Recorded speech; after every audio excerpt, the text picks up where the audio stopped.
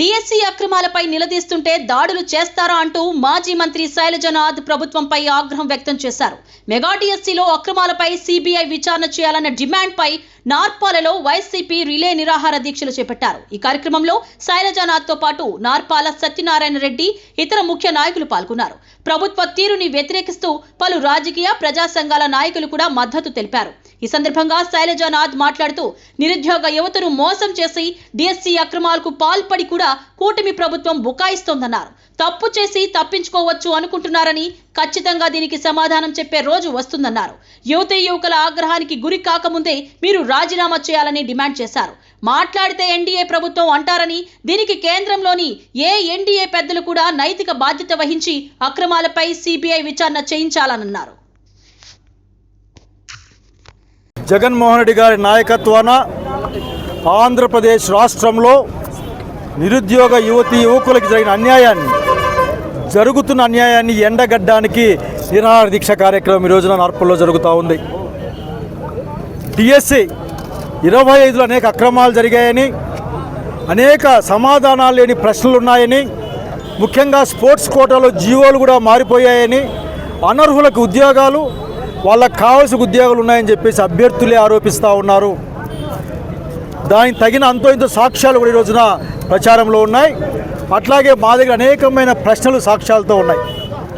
దీనిపైన మాట్లాడకుండా పోగా నిరుద్యోగుల్ని గేలి చేస్తూ, అడిగే వాళ్ళపైన దౌర్జన్యాలు చేస్తూ ఈరోజు ప్రభుత్వం మాట్లాడే ప్రయత్నం చేస్తూ ఉంది. మంచిది కాదు ఇది ఎవరికి ఉపయోగం లేదు. మీరు నిరుద్యోగ యువకులకి నిరుద్యోగ భృతి 3,000 రూపాయలు ఇవ్వకుండా కూడా మీరు అన్యాయం చేశారు. 3,000 చొప్పున 25 నెలలకి దాదాపు 75,000 రూపాయలు ఇవ్వాలి. అంతకుముందు కూడా చెప్పినారు మీరు నిరుద్యోగ భృతి ఇవ్వాలని చెప్పేసి అధికారులు ఉన్నప్పుడు, అప్పుడు కూడా ఇవ్వలేదు. కనుక తప్పించుకోవచ్చు అనుకుంటా ఉన్నారు. కానీ ఈ రోజున్న యువతని మీరు తక్కువ అంచనా వేయొద్దండి.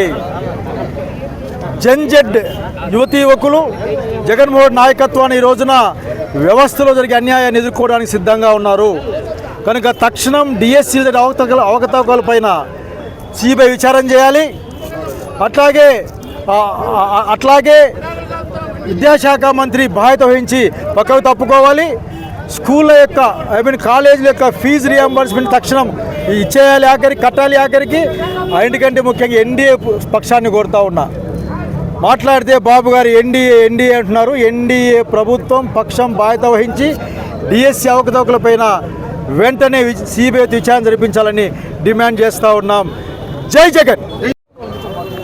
రాష్ట్ర వైఎస్ఆర్ కాంగ్రెస్ పార్టీ పిలుపు మేరకు ఈరోజు మేమందరం కూడా మా కడుపు మార్చుకుంటూ రిలే నిరాహార దీక్ష చేస్తూ ఈ రాష్ట్రంలో జరిగినటువంటి డిఎస్సి దగా కోసం, అదేవిధంగా నిరుద్యోగ యువత కోసం నిరుద్యోగ భృతి ఇవ్వాలని ఈరోజు అందరం కూడా రిలే నిరాహార దీక్ష చేస్తూ ఉన్నాం.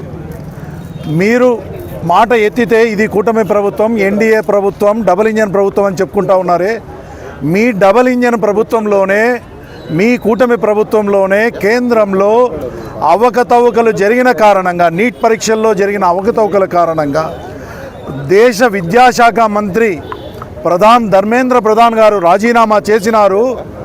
ఇక్కడ కూడా డిఎస్సిలో అవకతవకలు జరిగాయి, డిఎస్సిలో లీకులు జరిగాయి, డిఎస్సి నియామకాల్లో తప్పులు దొర్లినాయి.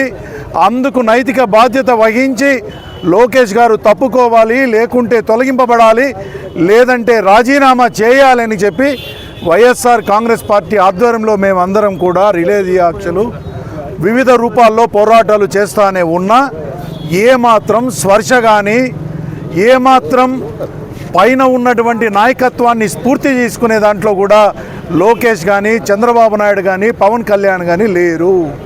వీళ్ళు కేవలం తమ అవినీతిని కప్పిపుచ్చుకోవడానికి, డిఎస్సి పరీక్షల్లో అమ్ముకున్నటువంటి తమ ఉద్యోగస్తులు ఏవైతే ఉన్నాయో ఆ సొమ్మును కాపాడుకోవడానికి, ఆ సొమ్మును ఎవరైతే తీసుకున్నారో వాళ్ళను కాపాడుకోవడానికి మాత్రమే వీళ్ళు సిబిఐ ఎంక్వైరీకి ఆర్డర్ చేయడం లేదు. లేకపోతే వీళ్ళు ఎందుకు సిబిఐ ఆర్డర్ చేయరు? ఎందుకంటే వీళ్ళకు తెలుసు కేంద్రంలో ఉన్నది వీళ్ళ ప్రభుత్వమేనైనా సిబిఐ ఎంక్వైరీ చేస్తే వీళ్ళు దోషులుగా తేలుతారని. కాబట్టే వీళ్ళు సిబిఐ ఎంక్వైరీ వేయకుండా ఉన్నారు. వీళ్ళు రాజీనామా చేసే వరకు, లోకేష్ రాజీనామా చేసే వరకు నిరుద్యోగ యువతీ యువకులు న్యాయం జరిగే వరకు, నిరుద్యోగ భృతి వచ్చే వరకు కూడా వైఎస్ఆర్ కాంగ్రెస్ పార్టీ తరపున, ఈ జంజీ తరపున మేమందరం కూడా పోరాటం చేస్తాం.